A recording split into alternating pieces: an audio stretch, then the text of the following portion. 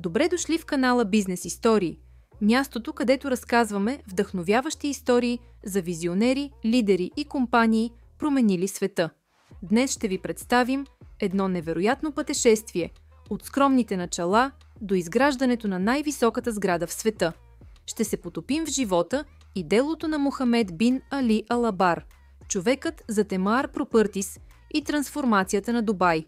Пригответе се за едно истинско бизнес приключение. Историята на Мохамед бин Али Алабар е олицетворение на стремежа, постоянството и вярата в собствената визия. Роден в семейство, което цени труда и образованието, той отрано развива усещане за бизнес, наблюдавайки работата на баща си, капитан на традиционен търговски кораб. Малкият Мохамед не просто присъства по време на тези пътувания, той наблюдава, анализира и запомня. Всяка среща, всяко пазарене, всяка договорка оставят следа у него. Тези ранни уроци създават основата на човек, който години по-късно ще промени облика на един от най-внушителните градове в света. Жаждата за знания и усъвършенстване водят Алабар до международно образование. Въпреки различната култура и предизвикателствата, той се справя с лекота. Но истинската стойност на образованието не е само в дипломата, а в глобалната перспектива, която той изгражда. Запознава се с модерни бизнес практики и се вдъхновява от възможностите за развитие чрез иновации. И когато се завръща в родината си, той не носи само знания, а идея, визия за бъдеще, в което Дубай няма да бъде просто пустиня, а световен център на архитектура, лукс и технологии. Още в юношеските си години Алабар показва интерес към предприемачество. Умението му да наблюдава детайлите и да мисли стратегически го отличава сред връстниците му. Той често прекарва време в разговори с стари търговци и предприемачи, поглъщайки историите им, техните уроци и опити. Това формира у него не само търговски нюх, но и разбиране за дългосрочната стойност на доверието, честността и визионерството в бизнеса. В началото неговата визия изглежда твърде смела. Градът, в който е израснал, все още е в процес на трансформация. Но Алабар вярва. Той започва да работи в обществения сектор, където изиграва ключова роля в създаването на политики, насърчаващи инвестициите и икономическия растеж. Но истинската му амбиция е да създава, да строи. Така се ражда идеята за Емаар. Създаването на компанията не е просто бизнес ход. То е част от мечта, която се ражда в сърцето на човек, който вижда потенциал там, където другите виждат риск. Емаар е основана с ясна цел – да промени облика на Дубай и да го постави на световната карта като символ на лукс, иновации и устойчиво развитие. Още в ранните си години компанията се фокусира не само върху строителството, а върху създаването на цялостни общности, места, където хората живеят, работят и се наслаждават на живота. Това я отличава от конкуренцията. Много от първите срещи с инвеститори не завършват с резултат. Финансирането е трудно, доверието в мащабни проекти е ниско, но Алабар не се отказва. Той използва всеки отказ като възможност да подобри представянето си, да усъвършенства визията си, да създаде по-силна стратегия. Една от неговите силни страни е способността да убеждава, да говори с страст, да представя идея като нещо възможно и необходимо. Това постепенно започва да обръща съдбата в негова полза. Първите проекти на Емаар бележат нова ера в недвижимите имоти. Дубай Марина, луксозен жилищен комплекс с изкуствен канал, става символ на модерния живот. Но това е само началото. Алабар не просто иска да строи сгради, той иска да създава преживявания. Следващите проекти като търговския център, превърнал се в световна атракция, и внушителните кули, извисяващи се над облаците, са потвърждение на тази амбиция. Всеки проект е планиран в детайли, от архитектурния стил до удобствата за жителите и посетителите. Няма нищо случайно. Всичко е част от по-голям разказ за Дубай като град на бъдещето, за Емаар като създател на нов начин на живот. Тези сгради не са само бетон и стъкло.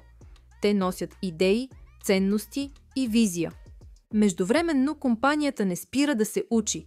За всеки проект се създават нови методологии, използват се иновации в строителството, технологиите и дизайна. Това дава предимство пред конкуренцията и превръща ЕМААР в еталон за качество.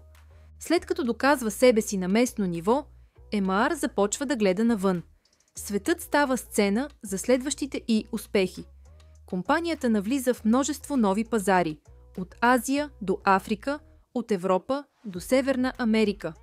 Това не е само географско разширение, това е философия на растеж чрез разбиране и адаптация. Всеки пазар има своята уникалност, а ЕМААР успява да съчетае местната култура с международните стандарти.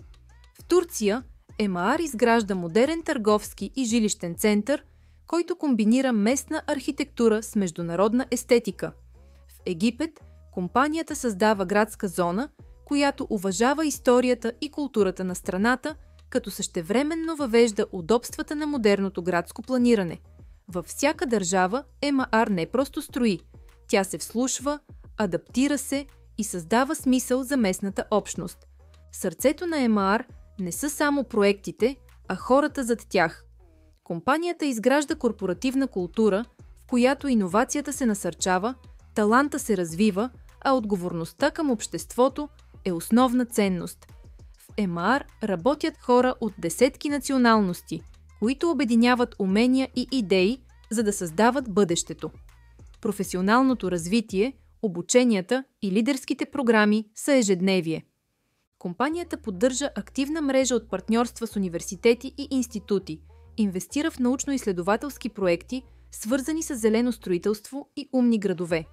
В сърцевината на философията й стои идеята, че всеки служител може да бъде иноватор, ако му се даде правилната среда. Устойчивостта е друга основна ценност. Всеки проект на ЕМААР се проектира с мисъл за природата. Използват се рециклируеми материали, слънчева енергия, системи за управление на водата и технологии, които намаляват въглеродния отпечатък. Градовете, създадени от ЕМААР, не са само красиви, те са интелигентни и зелени.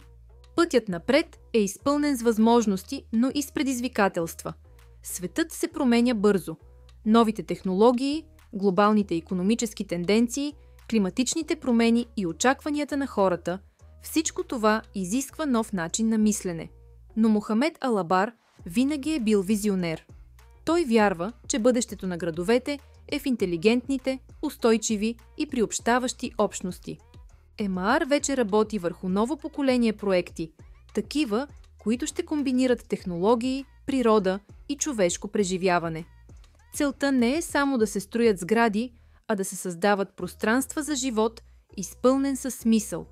Компанията се стреми да бъде лидер не само в архитектурата, но и в идеята как трябва да изглежда един по-добър свят. Историята на Мохамед бин Али Алабар е вдъхновение за всички, които вярват, че мечтите могат да се реализират, когато са подкрепени с визия, труд и сърце. А ЕМААР е живото доказателство, че една идея може да промени не само хоризонта на един град, а и начина, по който мислим за бъдещето. Ако тази история ви е вдъхновила, споделете я с приятели и се абонирайте за канала Бизнес Истории, за да не пропускате следващите вдъхновяващи пътешествия в света на бизнеса. Напишете ни в коментарите, коя част от историята на Алабар ви впечатли най-много, а коя от инициативите на ЕМААР според вас ще промени света. Очакваме вашето мнение и не забравяйте да ударите лайка, така ни помагате да достигнем до повече хора с ценни и мотивиращи разкази.